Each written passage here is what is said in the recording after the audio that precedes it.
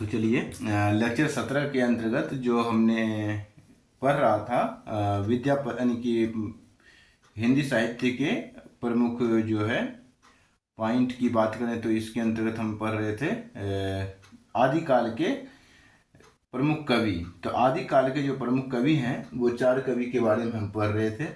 और जो लास्ट जो था हमारा विद्यापति था, तो विद्यापति के बारे में हम जब पढ़ा रहे थे तो उसी के दौरान हम यहाँ तक तो हम बता दिए थे, तो विशेषता बताने वाले थे, ठीक है। यानी विद्यापति की विशेषता बताने वाले थे, जहाँ से वीडियो हमारा रुक गया था, यानी कि नहीं चला था, तो जिसके कारण से क्लास में व्यवधान उत्पन्न हुआ था। तो आज हम लेक्चर संख्या 17 में ही जो पॉइंट छूट गया है उसको हम पूरा कर रहे हैं, ठीक है। और उसको पूरा कर दे रहे हैं और उसके बाद अगर होता है तो हम लेक्चर नंबर 18 में ही इसी में प्रवेश कर जाएंगे। जो अभी जो है 17 का ही है, आप 17 में ही लिखेंगे, लेक्चर संख्या 17 में ही, और जस्ट विशेषता को लिख करके हम लेक्चर संख्या 18 में प्रवेश कर जाएंगे, ठीक है। तो लिखेंगे विशेषता में, विशेषता के अंतर्गत लिखेंगे किसकी विशेषता, तो विद्यापति की विशेषता। तो इसमें इसकी विशेषता में बताना है कि पदावली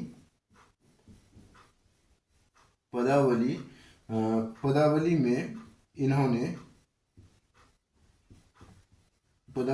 इन्होंने राधा कृष्ण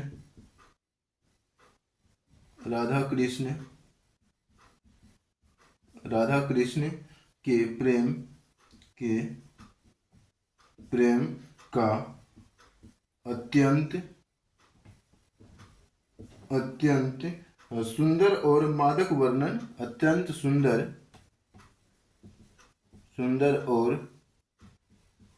और मादक वर्णन किया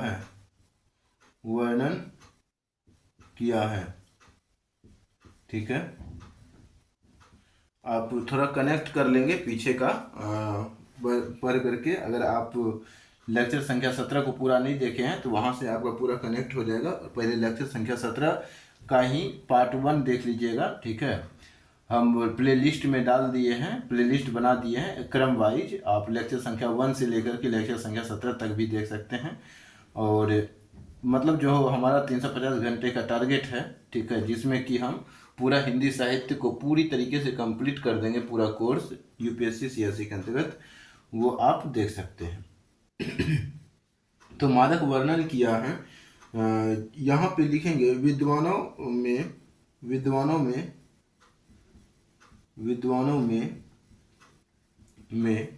इस बात को लेकर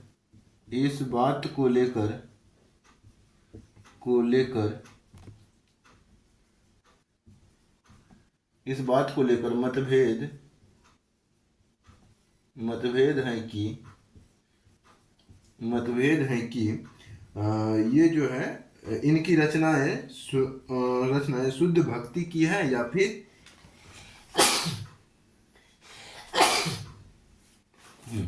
तो मतभेद है कि इनकी रचनाएं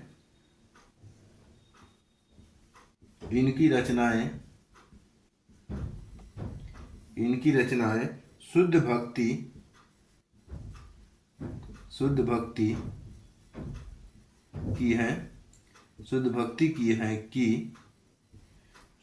की है या श्रृंगार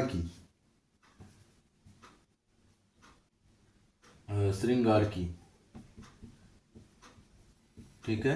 तो इस बात को लेकर के विभिन्न विद्वानों में आपस में मतभेद है, क्लियर है। तो ये हो गया हमारा विशेषता। और 1-2 पॉइंट विशेषता में और भी लिखेंगे, तो इसको थोड़ा सा हमें हटाना पड़ेगा इसके लिए, ठीक है ना। तो इसको थोड़ा सा हम हटा देते हैं। पहली विशेषता हो गया ये हमारा। अब दूसरी विशेषता और तीसरी विशेषता बता करके हम इस लेक्चर को ही समाप्त कर लेते हैं, ठीक है। वही ठीक रहेगा, लेक्चर संख्या हमारा 18 स्टार्ट हो जाएगा।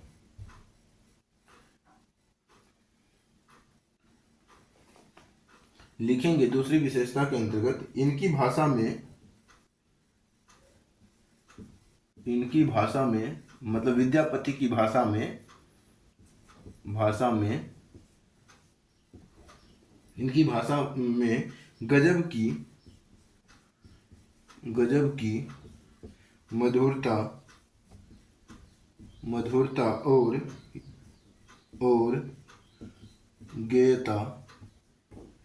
गेयता यानी गाने योग्य गेयता है। ठीक है, यानी गाने योग्य है। और तीसरी विशेषता आप लिखेंगे कि इन्होंने अवहट्ट अपभ्रंश का इन्होंने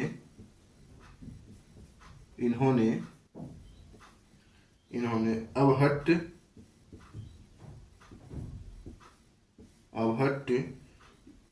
जो कि अपभ्रंश का ही परिवर्ती रूप है। अपभ्रंश ये हमने पढ़ाया हुआ है स्टार्टिंग में ही, खंड क के अंतर्गत ही। अपभ्रंश का विकसित रूप या परिवर्ती रूप,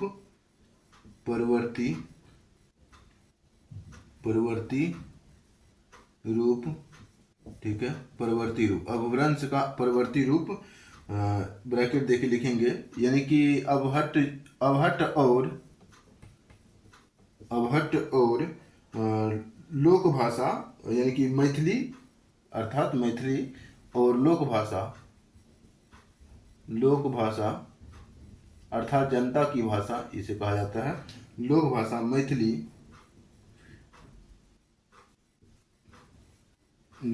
मैथिली को साहित्य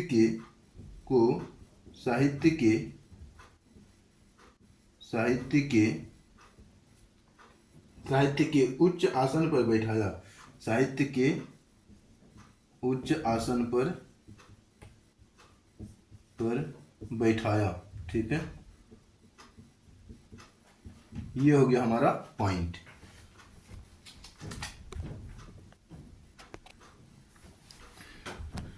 तो ये रहा हमारा लेक्चर संख्या 17 का जर्नी, इतना तक ही हमारा था। और 17 का हम समाप्त कर लेते हैं। अब हम नया लेक्चर में प्रवेश कर जाते हैं। तो ये जो हमारा लेक्चर होगा वो लेक्चर 18 के नाम से ही जाना जाएगा, तो इसको आप आगे देख सकते हैं। ठीक है,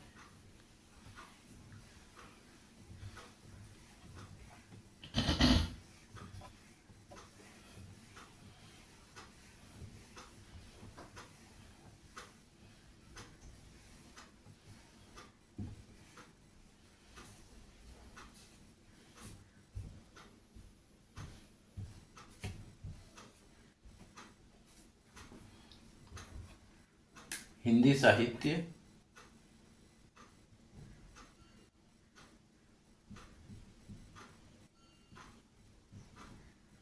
ऑप्शनल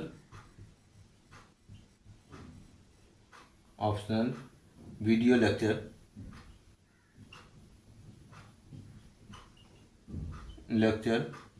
17 का कुछ पाठ हुआ कंप्लीट, और अब हम 18 में प्रवेश कर गए। ठीक है, तो लेक्चर संख्या 17 से हम 18 की ओर आ गए हैं। और ये हमारा लेक्चर जो जाना जाएगा लेक्चर संख्या 18 के नाम से ही जाना जाएगा, क्योंकि जो पॉइंट छूट गया था वो हम 17 के अंतर्गत ही कंप्लीट कर दिए, और जो कि आप 18 में देख रहे होंगे, लेक्चर संख्या 18 में देख रहे होंगे। पार्ट 1 पार्ट 2 बनाने की कोई ज़रूरत नहीं है, हम इसको नया लेक्चर ही नाम दे देते हैं ताकि किसी भी प्रकार की दुविधा देखने में ना आए। ठीक है, और एक क्रम बना रहे, आप लेक्चर संख्या 1 2 3 4 इस प्रकार से आप देखते हुए आगे बढ़ेंगे। अब हम एक बहुत सवाल हो सकता है कि हम केवल लिखा रहे हैं, समझा नहीं रहे हैं। ठीक है, तो यहाँ पे आप देख रहे होंगे कि जब हम लिख रहे होते हैं तो वही बातों को लिखते हैं जो समझाने के लायक भी होता है। और आप पहले एक बार लिख तो लीजिए। ठीक है, आप देख रहे होंगे जिस समय हम रिवीजन करवाते हैं, जिस लेक्चर में रिवीजन करवाते हैं उस लेक्चर में हम समझाने का प्रयत्न भी करते हैं। तो पहले हम 5 काल जो है 4-5 काल जो हम बांटे हुए हैं दूसरा पॉइंट के अंतर्गत, उसको हम पूरा करवा देते हैं। तो उसके बाद हम लेक्चर 1 के जो 1 पॉइंट यानी खंड ख का 1 और 2 दोनों को एक साथ पहले रिवीजन करवा देंगे। उसके बाद जो है हम 3 में यानी टॉपिक नंबर 3 में जाएंगे। ठीक है, तो चलिए अब हमारा जो टॉपिक उठता है, कौन सा टॉपिक उठता है? खंड ख। ठीक है, तो खंड ख ये पढ़ भी रहे हैं कि क्या पढ़ रहे हैं, तो जो हिंदी साहित्य पेपर 1 का खंड पेपर 1 का खंड ख पढ़ रहे हैं। खंड ख में 1 नंबर कंप्लीट कर लिया। दूसरा नंबर में आपने आदिकाल यानी दूसरा नंबर का क पॉइंट आदिकाल कंप्लीट किया, यानी दूसरा का क पॉइंट ये जो था आदिकाल ये आपने कंप्लीट कर लिया है। अब हम दूसरा में ही जो दूसरा पॉइंट का ही खंड ख पॉइंट है कि भक्ति काल, ठीक है, भक्ति काल या फिर इसको पूर्व मध्य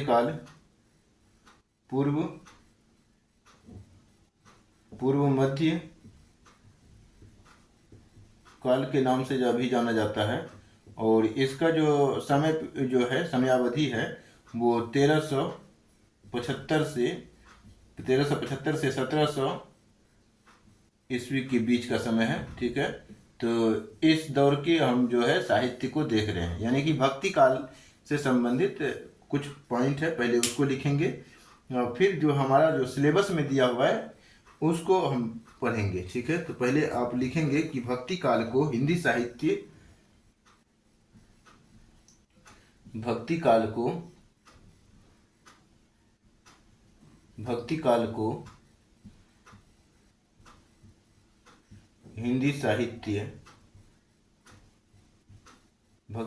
हिंदी साहित्य का स्वर्ण युग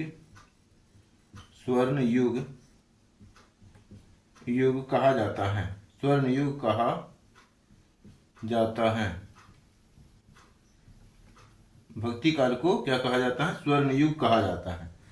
फिर आप लिखेंगे इस काल में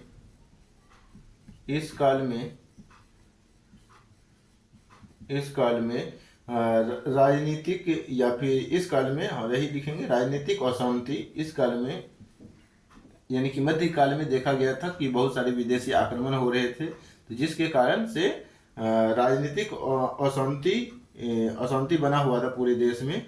तो थोड़ा जो है भक्ति काल का जो इस समय के दौरान जो परिस्थितियां रही उसके बारे में थोड़ा हम पहले चर्चा कर लेते हैं। तो इस काल में राजनीतिक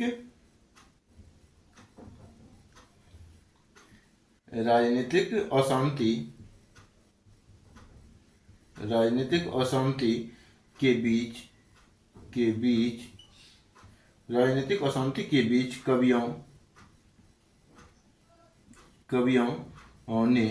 कवियों ने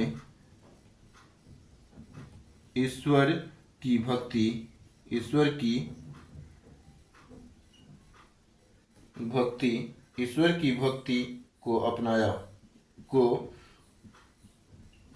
यानी ईश्वर की भक्ति को अपना सहारा बनाया, ठीक है, को अपना सहारा बनाया। तो क्या लिखा हमने कि भक्ति काल को हिंदी साहित्य का स्वर्ण युग कहा जाता है।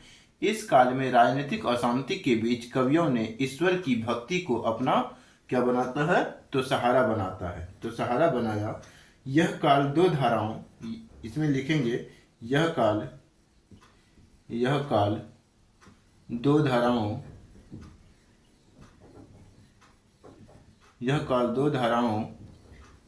दो धाराओं जैसे कि आप निर्गुण और सगुण सुने होंगे, तो इसमें लिखेंगे, ब्रैकेट में लिख देंगे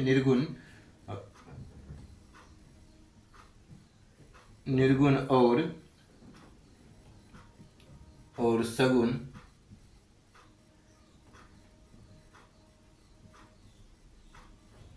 निर्गुण और सगुण इसको ब्रैकेट से बंद कर देंगे, यानी कि दो धाराओं में निर्गुण और सगुण में बांटा था, ठीक है, बांटा था। तो ये हो गया हमारा भक्ति काल के जो है उस समय की राजनीतिक अशांति के बारे में, मतलब उस समय की बैकग्राउंड के बारे में, यानी कि उस समय के जो राजनीतिक अस्थिरता थी, अशांति थी, उसके विषय में हमने यहाँ पे चर्चा किया कि भक्ति काल को हिंदी साहित्य का स्वर्ण युग कहा जाता है और इस काल में राजनीतिक अशांति के बीच कवियों ने ईश्वर की भक्ति को अपना सहारा बनाया। यह काल दो धाराओं में निर्गुण और सगुण में बटा हुआ था। इतना तो आप लिख ही सकते हैं, ठीक है। उसके बाद आप लिखेंगे प्रमुख साहित्यिक प्रवृत्तियों में, यहाँ पे आप इसी के अंतर्गत आप पॉइंट बनाएंगे। पॉइंट क्या बनाना है, तो प्रमुख साहित्यिक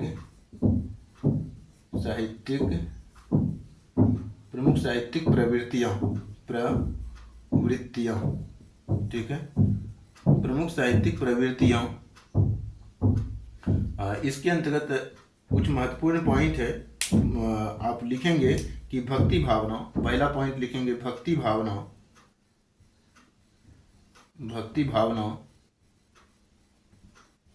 भावना की प्रधानता। दूसरा पॉइंट में आप लिखेंगे स्वान्तः सुखाय साहित्य, स्वान्तः, ठीक है, स्वान्तः सुखाय साहित्य। अब इसके बारे में भी अलग अलग से हम चर्चा करेंगे अभी जस्ट। तीसरा पॉइंट में आप लिखेंगे साहित्यिक प्रवृत्तियां जो है गुरु की महिमा।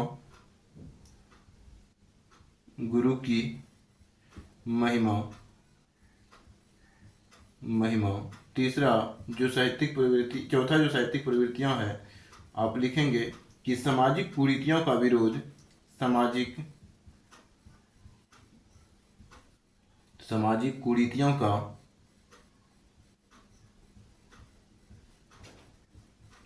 कुरीतियों का विरोध।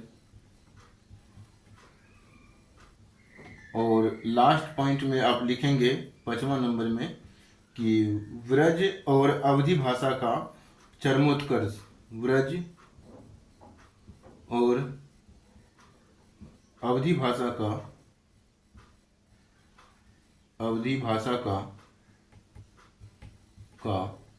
चरमोत्कर्ष।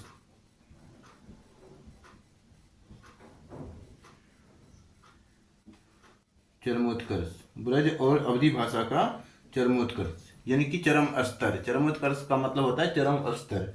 तो ये आपने साहित्यिक प्रवृत्तियां, अगर डायरेक्ट साहित्यिक प्रवृत्तियों की बात करें तो आप 5 पॉइंट ये एज इट इज लिख करके चले आइएगा तो भी आपका पॉइंट बन जाएगा। अगर कम शब्दों में लिखना होगा तो, और ज़्यादा शब्दों में लिखना हो तब फिर आपका इसके बारे में थोड़ा कुछ पॉइंट, इसके बारे में कुछ पॉइंट, इसके बारे में कुछ पॉइंट, इसके बारे में और इसके बारे में, फिर इसके बारे में, तो आप जो है बना सकते हैं।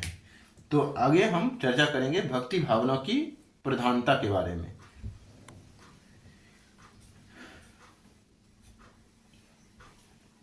साहित्यिक प्रवृत्तियों में ही हम लिखेंगे 1 नंबर दे करके। आप 1 नंबर दे करके लिख सकते हैं क्या, तो भक्ति भावना की प्रधानता, यहाँ पे 1 नंबर देंगे और लिखेंगे भक्ति भावना की प्रधानता। भक्ति भावना की प्रधानता, इसमें हमें क्या लिखना है, तो इसमें लिखना है कि ईश्वर के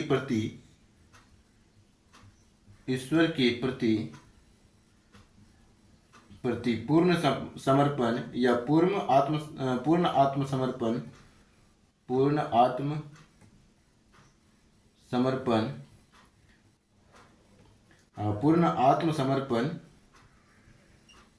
ठीक है, आत्मसमर्पण। इसके बाद लिखेंगे इस काल का मूल मंत्र था। इस काल का मूल मंत्र था, ठीक है। तो हमने क्या लिखा, इस काल के प्रति, थोड़ा सा इसको हटा ही देते हैं काहे कि अब बार बार डिस्टर्ब हो रहा है, क्योंकि हो सकता है कि आपको समझ में नहीं आए। पूर्ण, ठीक है, ये प्रति होगा, प्रति पूर्ण समर्पण,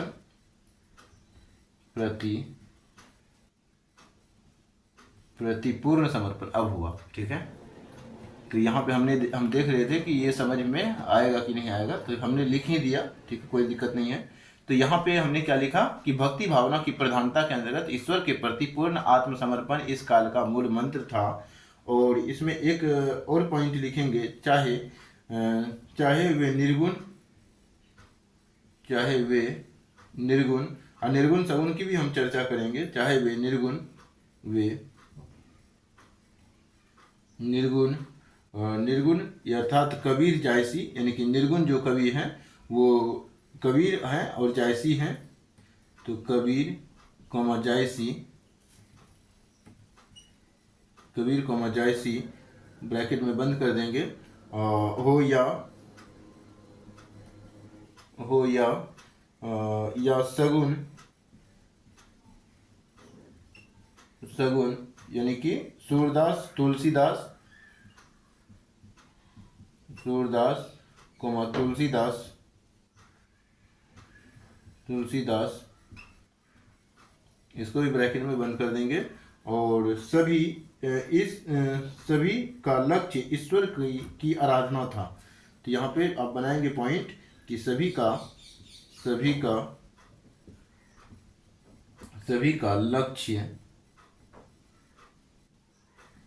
लक्ष्य ईश्वर की आराधना था। ठीक है, तो ये हो गया हमारा भक्ति काल की भक्ति भावना की प्रधानता का पॉइंट। दूसरा आप पॉइंट यहाँ पर बनाएंगे स्वांतः सुखाय साहित्य, इसका क्या आशय है। तो इसमें भी आप लिखेंगे पहले स्वांतः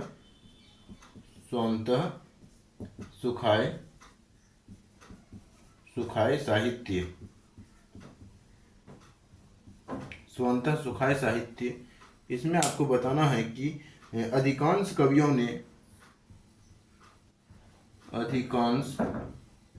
मतलब अपने बारे में अधिकांश कवियों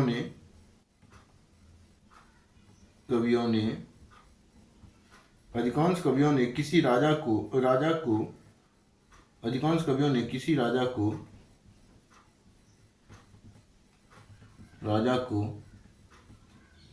खुश करने के लिए नहीं, बल्कि राजा को खुश करने के बजाय या राजा को खुश करने के लिए नहीं, खुश करने के बजाय, ये भी लिख सकते हैं के बजाय का मतलब होता है कि राजा को खुश करने के लिए नहीं, ठीक है। तो खुश करने के बजाय ये क्या कर रहे थे, अपने मन के सुख और आत्मा की तृप्ति के लिए लिखा, के बजाय अपने मन के, यानी कि स्वांतः सुखाय का मतलब हुआ अपने मन के सुख, अपने मन के सुख और आत्मा, यानी आत्मा की तृप्ति के लिए लिखा। ये हो गया हमारा, इसमें स्वांतः सुखाय जो है साहित्यिक प्रवृत्तियां जो है उस समय की स्वांतः सुखाय साहित्य हुआ करता था। भक्ति काल की ये भी विशेषता है, यानी कि साहित्यिक प्रवृत्तियां हैं। तो ये 2 पॉइंट हो गया साहित्यिक प्रवृत्तियों में। और तीसरा पॉइंट आप लिखेंगे, पहले इसको हटा देते हैं तीसरा पॉइंट लिखेंगे गुरु की महिमा। इसको पहले पूरे हटा लेते हैं, ये भी हो ही गया है।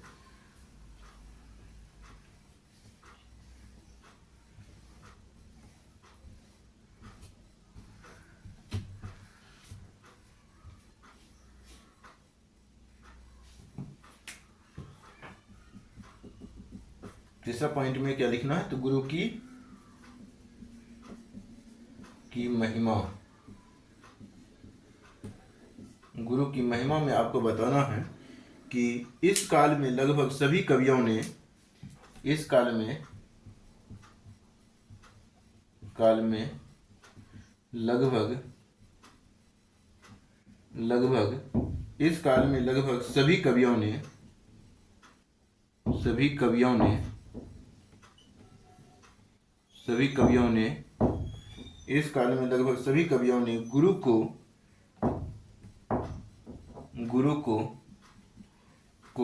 ईश्वर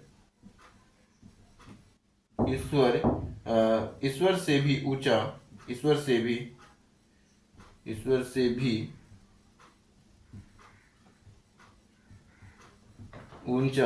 ईश्वर से भी ऊंचा या उनके बराबर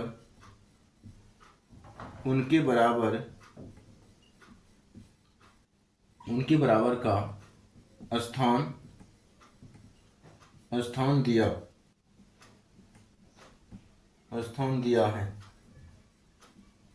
ठीक है, स्थान दिया है। जैसे आप लिखेंगे जैसे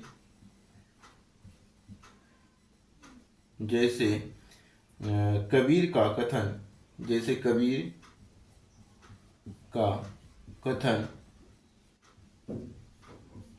कथन क्या है? गुरु गोविंद दो खरे, आप कोट कर सकते हैं, गुरु गोविंद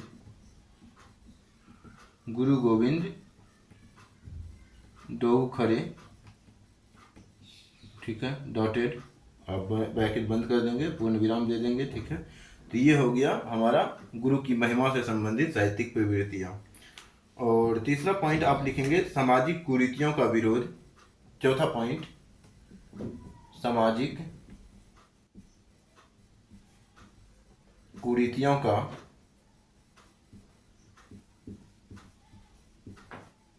कुरीतियों का विरोध। सामाजिक कुरीतियों के विरोध में लिखना है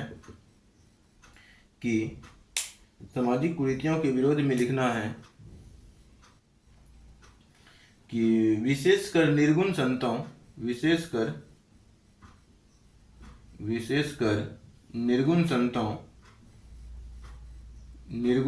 ना, ठीक है, निर्गुण संतों जैसे कबीर ने या निर्गुण संतों ने, ये हम बता दिए हैं, निर्गुण संतों ने जाति पाती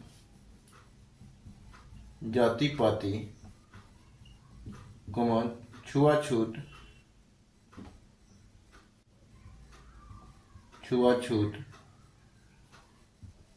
ठीक है, एक होता है ये ऐसे होता है, घ हो गया ये, एक होता है ये छ। ठीक है, तो आप इसको ऐसे ही लिख देंगे, थोड़ा सा हम कंफ्यूजन नहीं पड़ना है, काहे कि ऐसे अगर लिखेंगे ना तो घ समझा जाएगा। ऐसे लिखना है, छुआछूत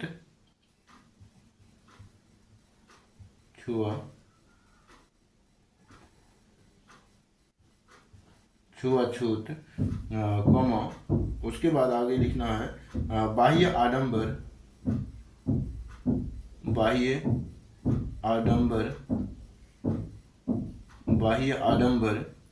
ये इसको बराबर में बाह्य आडंबर भी लिखा जा सकता है। और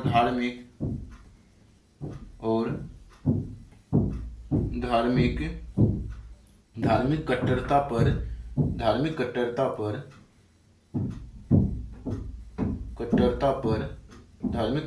पर तीखा प्रहार किया।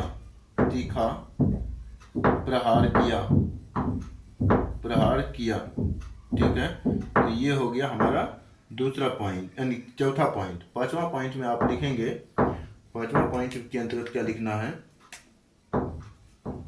पांचवा पॉइंट में लिखना है ब्रज और अवधी भाषा का चरमोत्कर्ष। ब्रज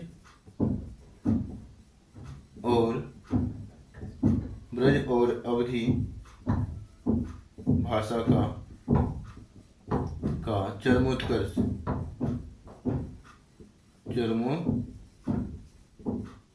ब्रज और अवधी भाषा का चरमोत्कर्ष लिखेंगे। और इसके अंतर्गत हम बताएंगे कि सूरदास ने ब्रज भाषा को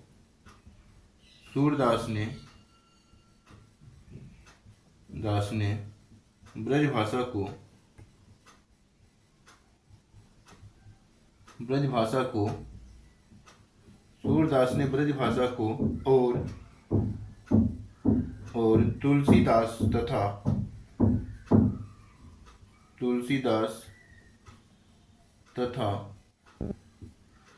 तुलसीदास तथा तुलसीदास तथा जायसी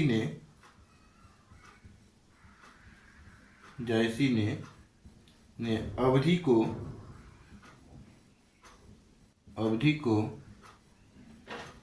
साहित्य के शिखर पर पहुंचाया, को साहित्य के शिखर पर पहुंचाया।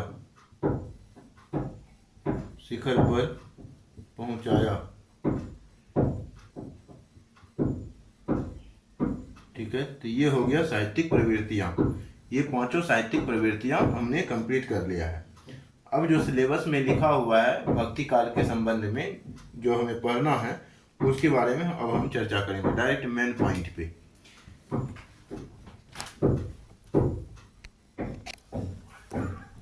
अब हम इसको हटा देते हैं। आई होप कि आई होप आप लोगों ने इसे लिख लिया होगा। अब हम इसके सिलेबस को देखते हैं, यानी कि भक्ति काल के अंतर्गत हमें क्या पढ़ना है।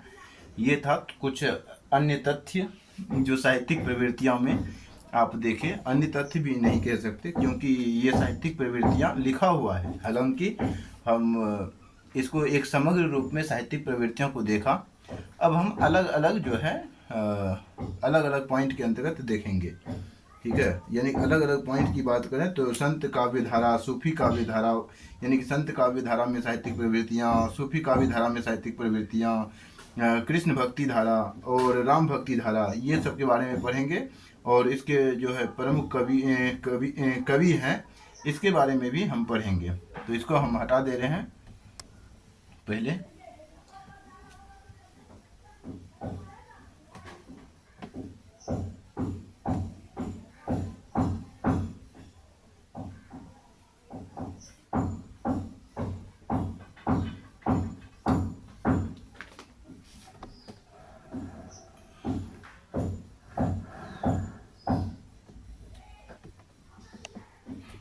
देखिए क्या लिखना है, पहले सिलेबस इसमें लिखेंगे कि इसमें क्या पढ़ना है। ठीक है, भक्ति काल, यहाँ पे स्टार पॉइंट देंगे और लिखेंगे भक्ति काल। और जो सिलेबस में लिखा हुआ है वो क्या लिखा हुआ है, तो संत काव्य भक्ति काल के अंतर्गत ही लिखा हुआ है। आप देखेंगे संत काव्य धारा, दूसरा लिखा हुआ है सूफी काव्य धारा, सूफी काव्य धारा, तीसरा लिखा है कृष्ण भक्ति धारा, कृष्ण भक्ति धारा, और कृष्ण भक्ति धारा के बाद लिखा हुआ है कृष्ण भक्ति धारा और राम भक्ति धारा, और राम भक्ति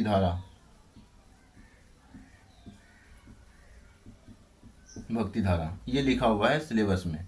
और इसमें जो है भक्ति काल के अंतर्गत जो हमें प्रमुख कवि पढ़ना है, प्रमुख कवि हमने लिखाया हुआ है सिलेबस में। आप पढ़े होंगे लेक्चर 1 से, तो आपको मालूम होगा, वहाँ से आप कनेक्ट कर सकते हैं। इसमें हमने बताया था प्रमुख कवि के अंतर्गत तो कबीर के बारे में पढ़ना है। कबीर जायसी, यानी कि मलिक मोहम्मद जायसी, पूरा नाम लिख देते हैं, मलिक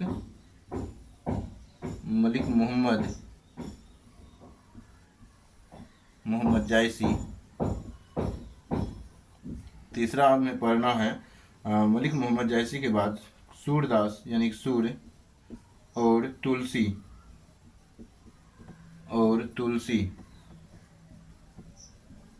ये चारों कवि के बारे में हमें पढ़ना है। तुलसी अर्थात तुलसीदास। ठीक है, तो इसके बारे में अब हम विस्तार से चर्चा करेंगे। पहले आप जो हम उठाएंगे संत काव्य धारा, लेकिन संत काव्य धारा को उठाने से पहले थोड़ा इसके बारे में हमें कुछ पॉइंट लिखना है। क्या लिखना है, तो हिंदी साहित्य, यहाँ पे पहले लिखेंगे कि हिंदी साहित्य में भक्ति काल को, हिंदी साहित्य में भक्ति काल को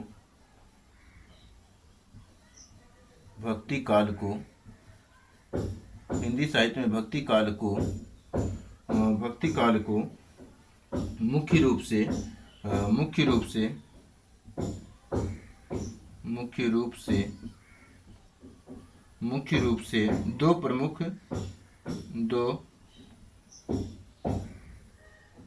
धाराओं दो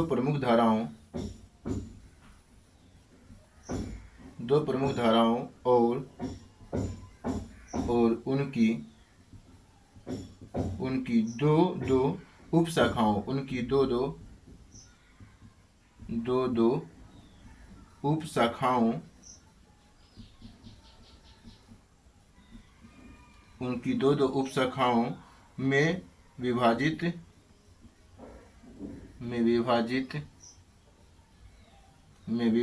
किया गया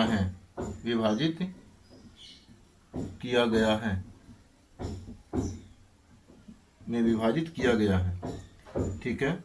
जहाँ इन चारों काव्य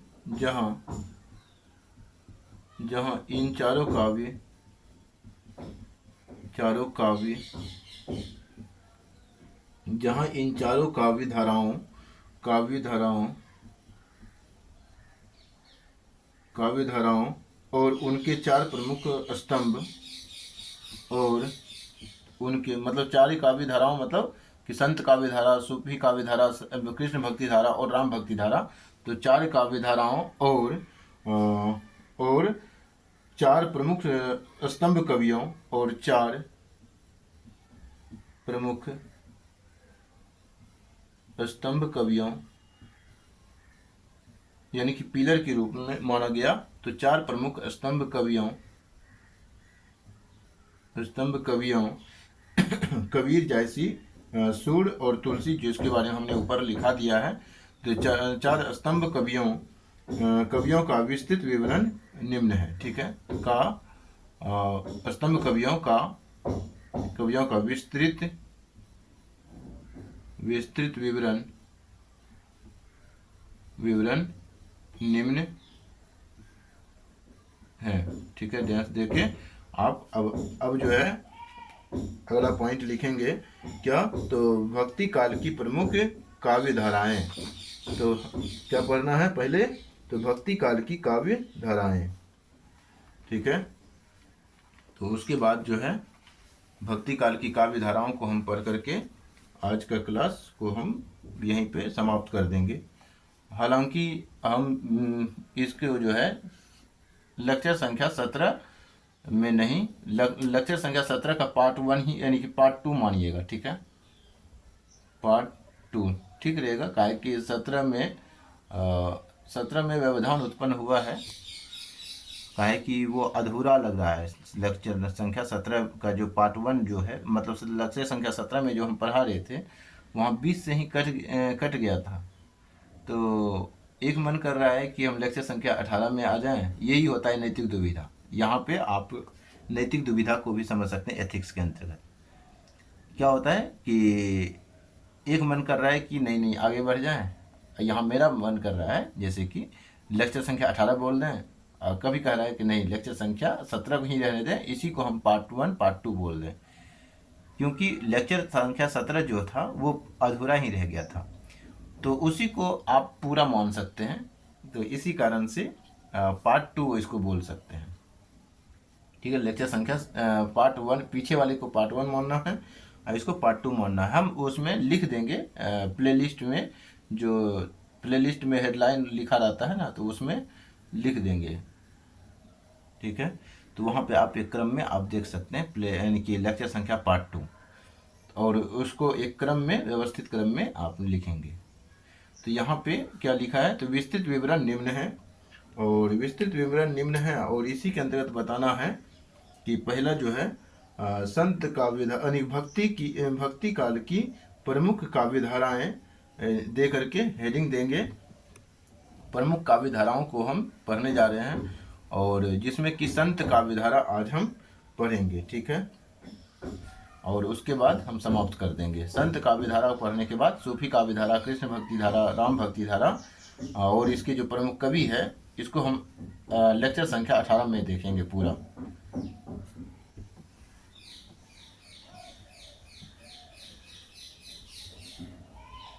यहाँ पे स्टार पॉइंट दे के लिखेंगे भक्ति काल की या भक्ति काल के, इसको एक साथ भी लिख सकते हैं, कोई दिक्कत नहीं है। भक्ति काल के प्रमुख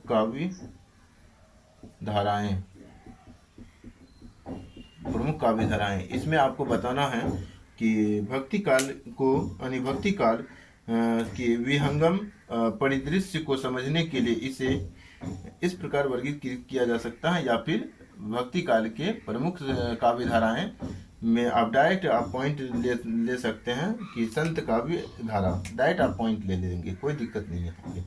संत काव्य धारा, ठीक है, संत काव्य धारा। इसमें आपको लिखना है कि इसी को और भी क्या कहा जा सकता है, तो ज्ञानाश्रयी शाखा। संत काव्य धारा को क्या कहा जाता है, तो ज्ञान आश्रय, ठीक है, तो ज्ञानाश्रयी शाखा, क्योंकि क्वेश्चन पूछा जा सकता है, इस कारण से लिखना जरूरी बन जाता है। ज्ञानाश्रयी शाखा, इसमें लिखना है कि यह निर्गुण भक्ति यानी कि निर्गुण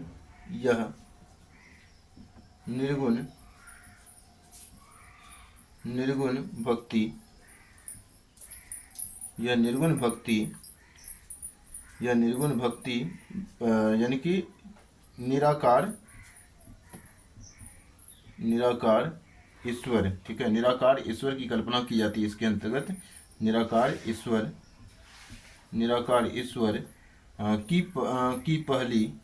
की पहली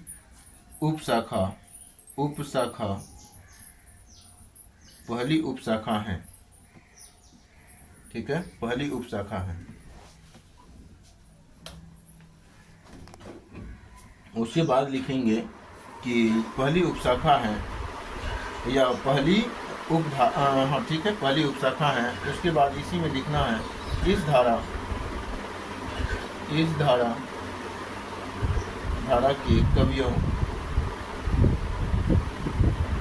के कवियों ने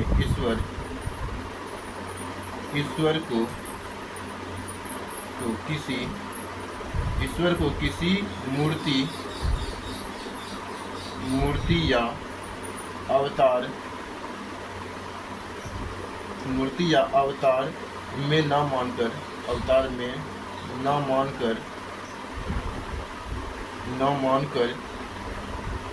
घट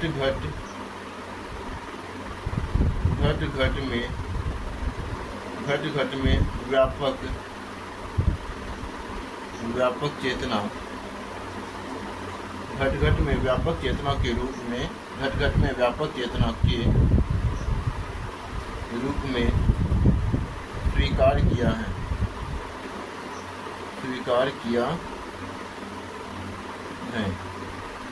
ठीक है, स्वीकार किया है। तो ये हो गया हमारा पहला पॉइंट। उसके बाद आप इसमें लिखेंगे कि संत साहित्य के साहित्यिक प्रवृत्तियाँ, ठीक है, तो साहित्यिक प्रवृत्तियाँ देकर के संत साहित्य की जो साहित्यिक प्रवृत्तियाँ हैं इसको आप लिखेंगे। बस ये हमारा संत काव्य धारा समाप्त हो जाएगा।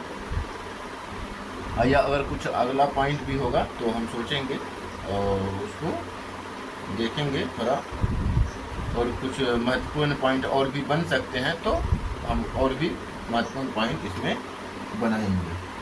तो लिखेंगे साहित्यिक प्रवृत्तियाँ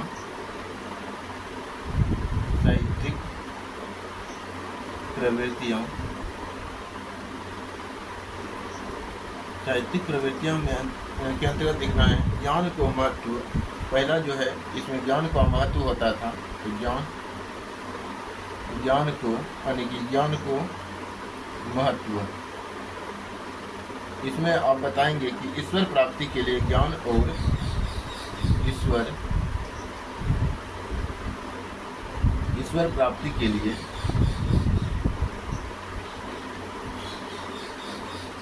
के लिए ईश्वर प्राप्ति के लिए ज्ञान और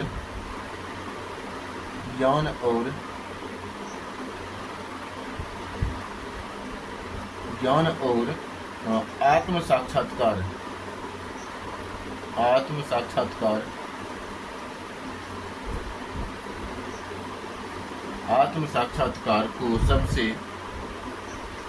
सबसे जरूरी माना।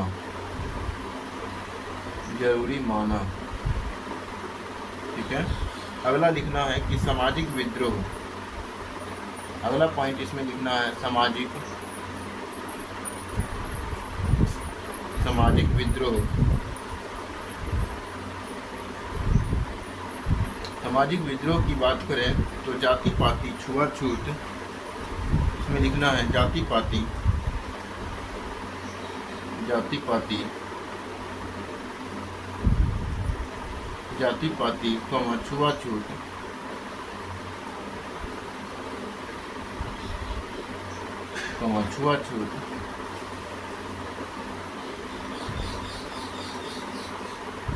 छुआछूत, उसके बाद आप लिखेंगे जाति पाति छुआछूत और बाह्य आडंबरों का खुलकर विरोध, और बाह्य आडंबरों का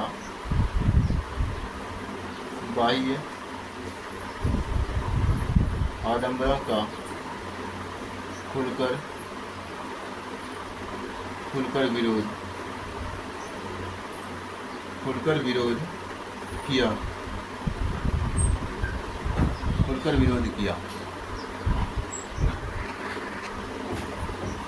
और इसमें अगला पॉइंट लिखेंगे सदुपकारी भाषा। अगला पॉइंट क्या लिखना है? सदुपकारी भाषा।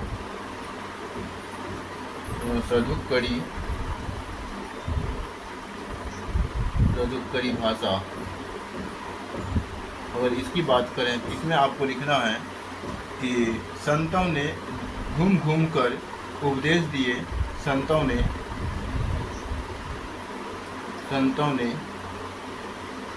घूम घूम कर उपदेश दिए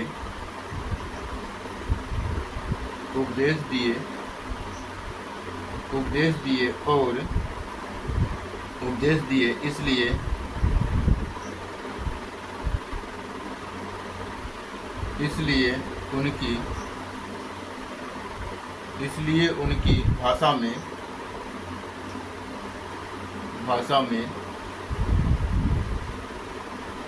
उनकी भाषा में अवधी ब्रज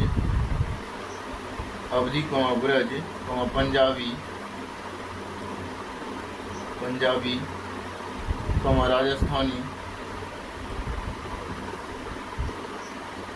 राजस्थानी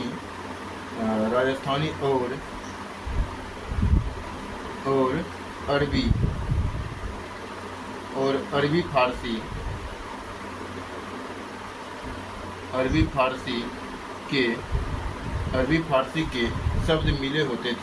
अरबी फारसी के शब्द मिले होते थे।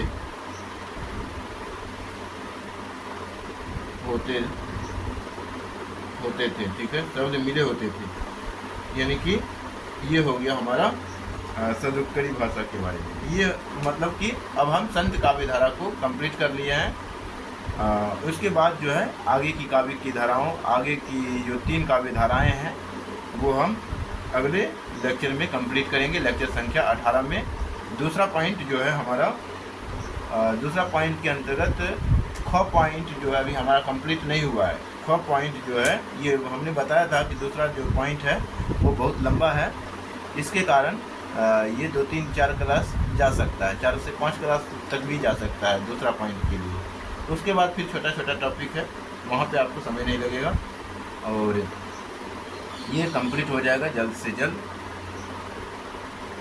हाँ, ज़्यादा से ज़्यादा जो समय लगने वाला है पेपर 2 में लगने वाला है। ठीक है, इसके लिए आप तैयार रहना है।